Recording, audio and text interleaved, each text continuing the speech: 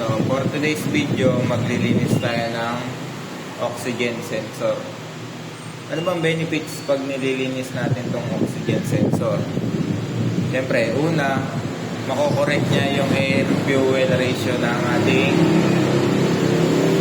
fuel at saka air na papasok sa ating combustion chamber. Kapag madumi kasi ito, naharangan ng carbon deposits yung sensing capability nitong ating oxygen sensor. Kaya minsan napapansin nyo medyo tumatakaw ang ating unit. So, ito yung mga kailangan natin. Brakes and parts cleaner, Honda, baka naman. Tapos, flare nut socket. So, kung wala kayong flare nut socket, pwede kayong gumamit ng 17mm na open. Pero mas maganda kung meron ito. Lalo kung mga stock yung unit nyo, medyo matigas ang luwagan. So, let's go, proceed na tayo.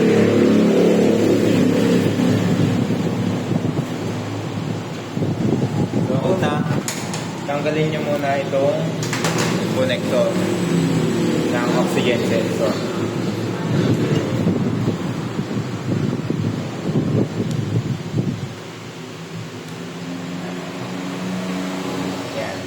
Push nyo lang itong tab, maatang nyo na ito pa.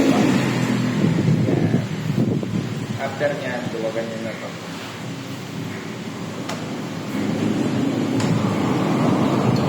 Dahil meron tayong flare nut sa akin, dito na lang gagamitin. Pwede rin naman yung open.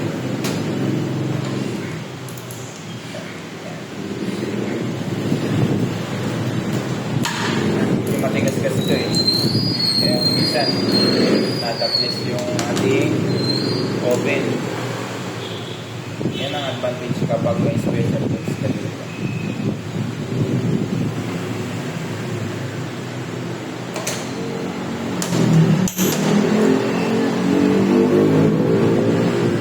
Pansin niyo yung sunog niya.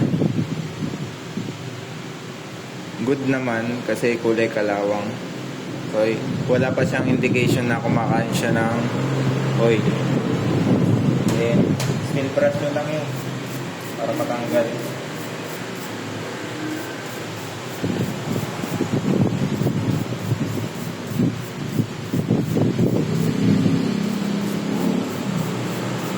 So, kapag malinis na, spray nyo ng mga parts cleaner, CVT cleaner, pwede naman. Basta yung mabilis matuyo.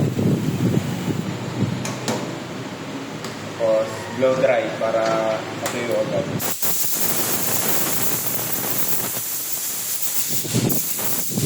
Ito na siya.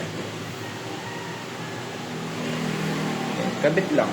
Simple lang naman yung ating paglilinis ng oxygen sensor.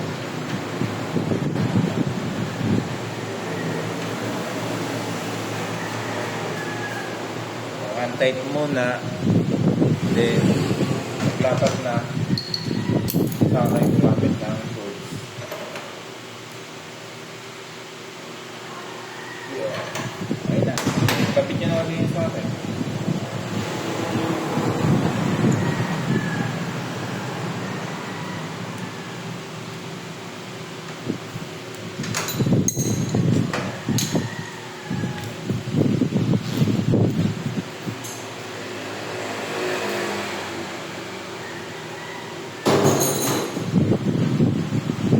Start lang ulit.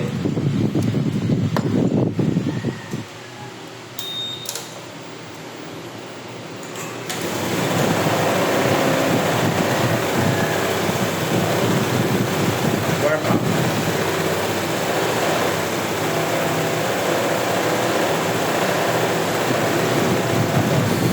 Okay na yan. Tuwing kailan ba yan dapat ginagawa? Siguro wala naman kasing nakalagay na maintenance schedule to sa manual kung tuwing kailan. Pero pwede nyo siyang linisin every nagpapalit kayo ng spark plug na 12,000 kilometers. Yun yung magiging interval nyo sa paglilinis nito para bago yung sunog ng kuryente malakas, so magiging accurate yung reading ng oxygen sensor natin. So yun lang.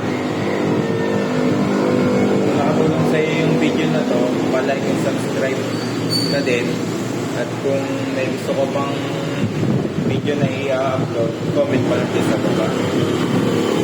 Peace.